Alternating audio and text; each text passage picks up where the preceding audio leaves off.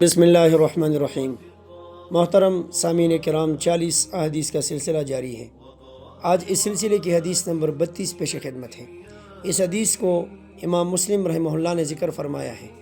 نبی کریم صلی اللہ علیہ وسلم نے فرمایا، من نفس عن مؤمن کربۃ من کرب الدنیا، جو کسی مومن سے کوئی دنیاوی مصیبت دور کرے گا، نفس اللہ عنہ کربۃ من کرب یوم القیامہ، تو اللہ تعالیٰ قیامت کے دن قیامت کی تکلیفوں میں سے اس سے کوئی تکلیف دور کرے گا۔ ومن یسر علی معسر، اور جس نے کسی غریب اور مفلس پر آسانی کی، یسر اللہ علیہ فی الدنیا والآخرہ، تو اللہ کریم اس پر دنیا اور آخرت میں آسانی فرمائے گا۔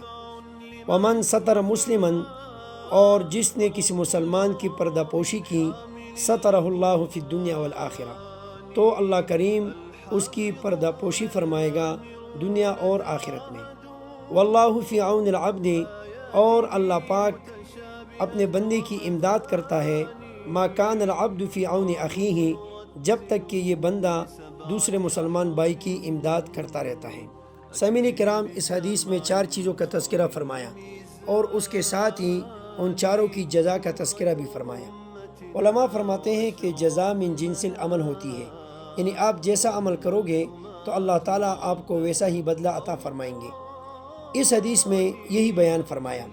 پہلی بات، اگر آپ کسی مسلمان کی کوئی تکلیف یا مصیبت اس سے دور کریں گے تو اللہ پاک قیامت کے دن، اس ہولناک دن، ہیبتناک دن میں آپ سے قیامت کی تکلیف کو دور فرمائے گا۔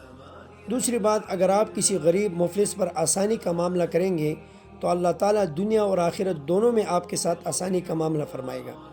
اور تیسری بات، اگر آپ کسی کی پردہ پوشی کریں گے تو اللہ آپ کی حفاظت کرے گا دنیا اور آخرت دونوں میں۔ اور چوتھی بات، اگر آپ کسی مسلمان کی امداد کریں گے تو جب تک آپ کسی بھائی کی امداد میں لگے رہیں گے اللہ تعالیٰ آپ کی امداد فرمائے گا۔ لہٰذا یہ چاروں باتیں جزا من جنس العمل کا نمونہ ہے، اس لیے فرماتے ہیں کہ جیسا کرو گے ویسا بھرو گے۔ اس حدیث میں بھی اس مضمون کی طرف اشارہ فرمایا۔ اللہ سے دعا ہے کہ ہمیں اس حدیث پر عمل کرنے کی توفیق عطا فرمائے، آمین۔